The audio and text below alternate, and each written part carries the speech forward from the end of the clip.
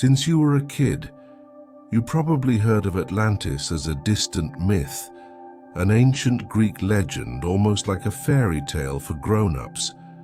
But what almost no one told you is that, right off our own coast, there is a real discovery that strongly echoes that old story of a sunken world. It is not in fantasy novels.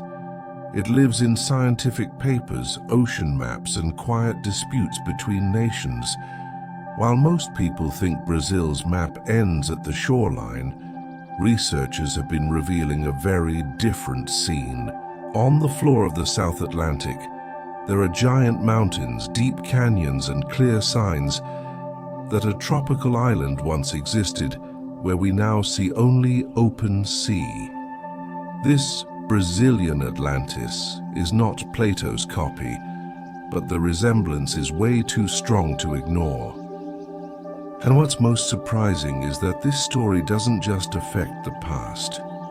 What scientists are uncovering may reshape borders, wealth, and Brazil's role in the 21st century. If you stay with me to the end, you'll see how a vanished island can reveal a country that is far bigger, more powerful, and more strategic than what you were taught in school. When someone mentions Atlantis, most people picture Greek temples, marble statues, and a mythical city swallowed by the sea. But this time the starting point is different. Not ancient philosophers, but Brazilian geologists facing data that challenge common sense. And one simple but powerful question rises. What if our own coast hides a similar story, only real? Scientists are not claiming Plato's Atlantis was here, and that needs to be clear. What they show is that there is a region in the South Atlantic near Brazil that brings together several traits of a possible Atlantis. Land that was once above water, tropical, ancient, and now lies fully submerged. Not a lost civilization, but an entire piece of Earth erased from sight. This idea is provocative because it shakes two layers at once: imagination and geopolitics. On one side, it feeds the fascination with drowned lands. On the other, it puts Brazil at the center of a serious debate about science, power, and future. And that's where the main character of this story appears. A huge structure hidden under the Atlantic, called Rio Grande Rise. For a long time, the Rio Grande Rise was just a name on nautical charts and technical reports. But when high-resolution sonar and 3D seafloor mapping came into play, its real scale emerged. What once looked like a simple bulge on the ocean floor turned out to be a colossal mountain chain, larger than some entire countries you see on the globe.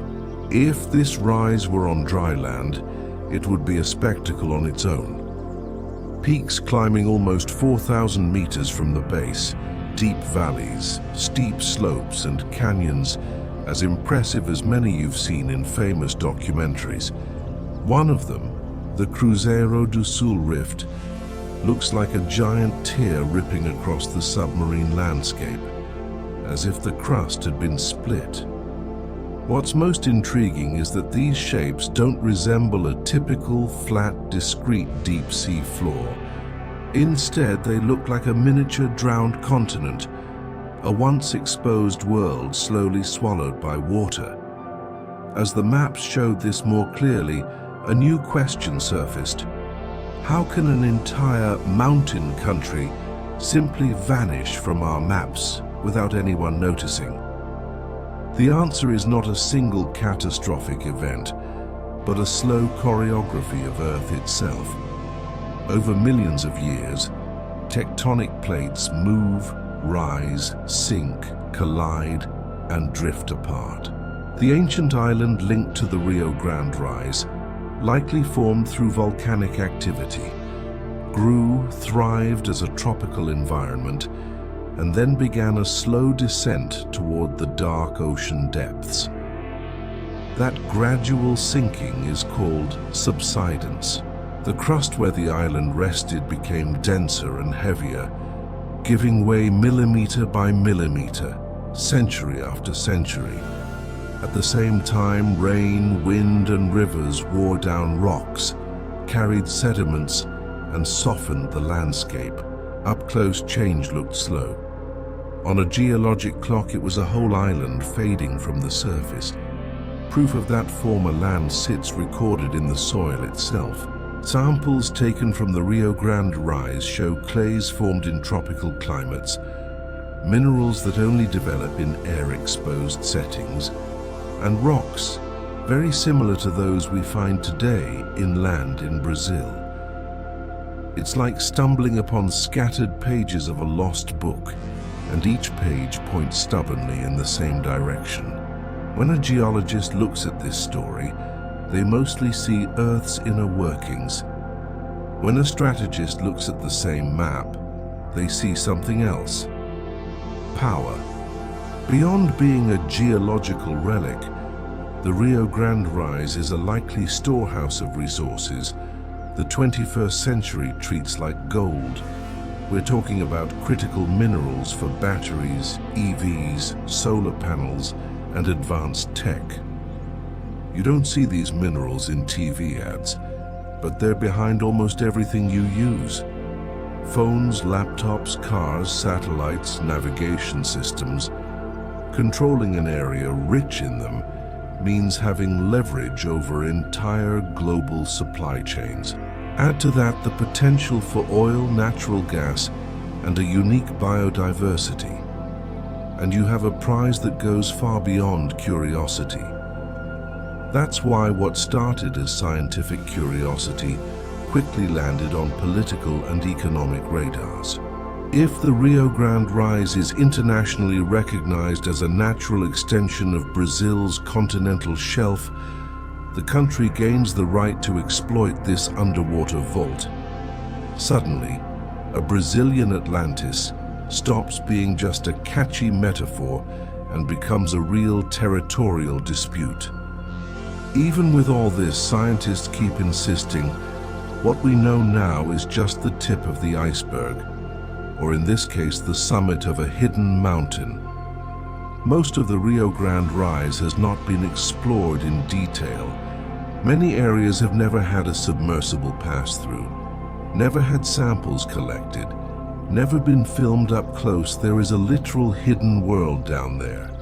The coming decades will likely be marked by new expeditions with modern research vessels, autonomous vehicles, and advanced chemical and biological sensors.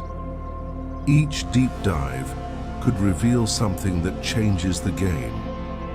Records of ancient climates or life forms that defy what today's biology expects. For those involved, this is not routine work, it's adventure. In the end, this story is being written in real time. It isn't a finished documentary, but an open chapter in Brazilian and global science. The Brazilian Atlantis is, all at once, a geological riddle, an economic opportunity, and a maturity test for the nation. The big question is, will we follow this journey as passive spectators or as truly aware protagonists? When you put all the pieces together, the bold hypothesis, the hidden mountains, the sunken island, the invisible treasures, and the ongoing research, it becomes hard to look at Brazil's map the same way. The idea of a country confined to its land borders starts to feel too small. This case shows in practice a giant nation still learning its true reach. At the same time, this discovery reflects our mindset back at us. How often do we accept the idea of Brazil as secondary, late, the country of a future that never comes, while beneath our waters lies one of the most promising frontiers of this century? If we don't shift how we think, we risk watching others decide the fate of what could be our greatest edge. Now I want to hear from you. Does this Brazilian Atlantis story make you look at the country with more skepticism or with more hope? Do you think we'll have the vision and courage to seize this chance, or will we once again just watch from the sidelines? Share your thoughts, subscribe, turn on notifications, and stick around for the next chapters of this discovery.